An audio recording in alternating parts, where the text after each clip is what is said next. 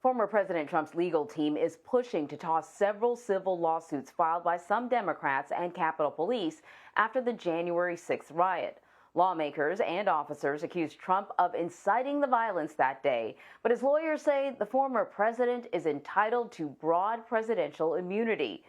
Cardozo law school professor Jessica Roth is joining me now to dig a little deeper into this. So Jessica, the former president's lawyers argue that he's entitled to broad immunity. That's the phrase they used from these lawsuits, and claim that his speech outside of the White House before the assault is protected by the First Amendment. Can you dig a little deeper into what exactly they might mean by broad immunity? And frankly, the First Amendment argument seems like it would hold weight. So can you talk about sort of those 2 points in their counterargument? Sure. Good morning. So the judge made it very clear in this lengthy argument that went on for nearly 5 hours yesterday that he considered these to be difficult questions. He said this is a hard case.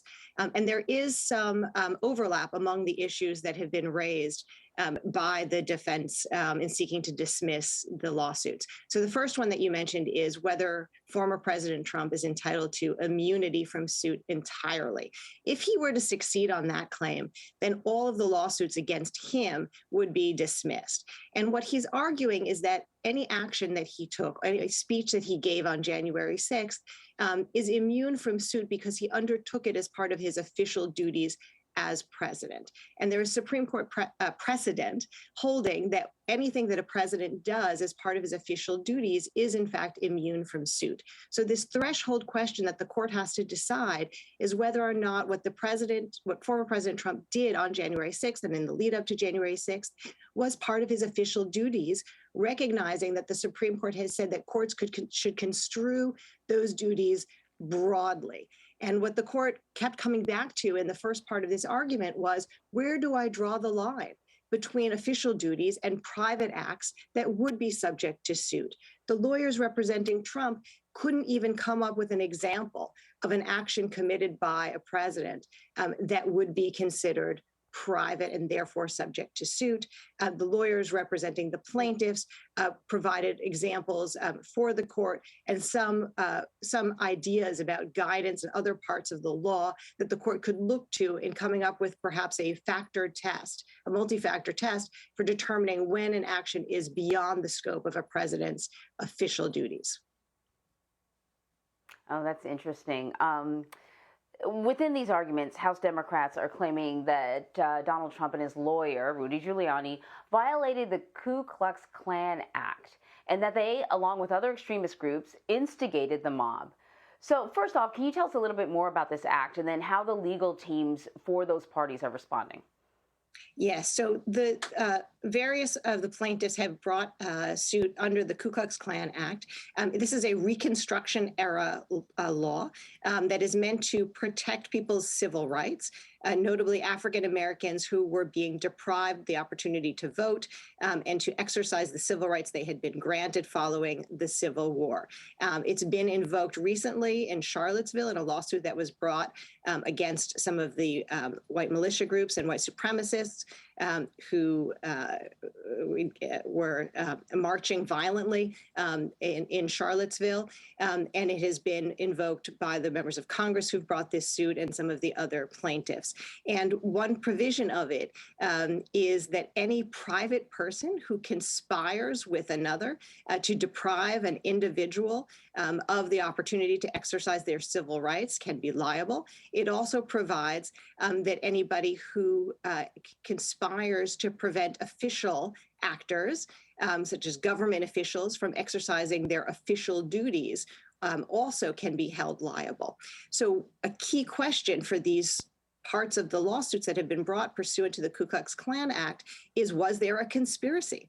And one of the really interesting parts of the discussion yesterday was whether or not we could have essentially a conspiracy by tweet, because the complaints do not allege direct coordination between President Trump and some of the other named plaintiffs, defendants, and those in the crowd who actually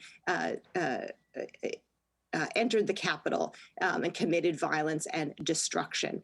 And so the question is, can the court imply a conspiracy based in part on things that the president said in public through his social media accounts and some of the responses that were posted by members of the crowd and some of the statements they made during the events of January 6th.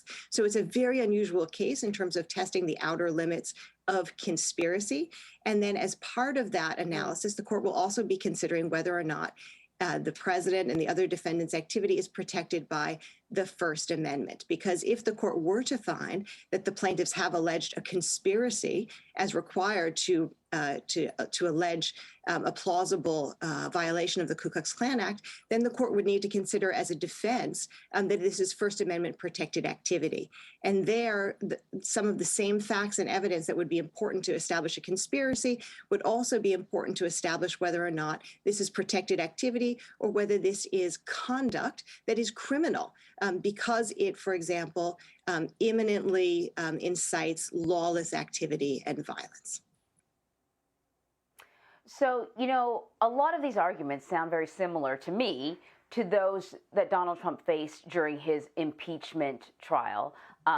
And he wasn't convicted. Now, I understand an impeachment trial, though it's called a trial, is a political endeavor. And we are talking about, you know, an endeavor in the courts, about, you know, a criminal acts, and civil acts, rather. So my question to you is, you know, he was not convicted during his impeachment trial. What do you feel that there may be a stronger chance with the same arguments going through this process, even though you've sort of identified that we're kind of stretching the definitions and the boundaries with these civil suits? So it is very interesting, the overlap in terms of the allegations in the impeachment trial and in these civil lawsuits. One thing that's different is that in the impeachment trial, a number of the Republicans raised essentially a procedural argument that Trump shouldn't be impeached or convicted because he was no longer in office. And so therefore it was an inappropriate use of the impeachment power to impeach and convict him at that juncture, essentially arguing that he would be held accountable through some other means. And so this case is really testing, is there another mechanism available to hold President Trump accountable for that conduct? So the procedural argument that was raised in the impeachment trial just doesn't apply here.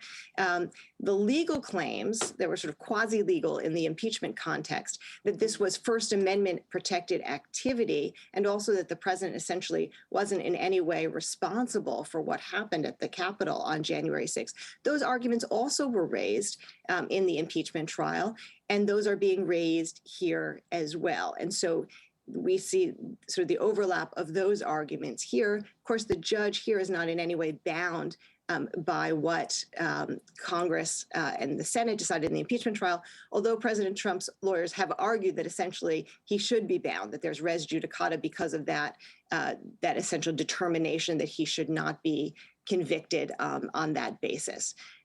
But we have this overlap in terms of the legal arguments that this is First Amendment protected activity and there was no conspiracy. We don't have the procedural argument that he should not be convicted because he is no longer president. It's really fascinating stuff, Jessica. Thank you very much. My pleasure.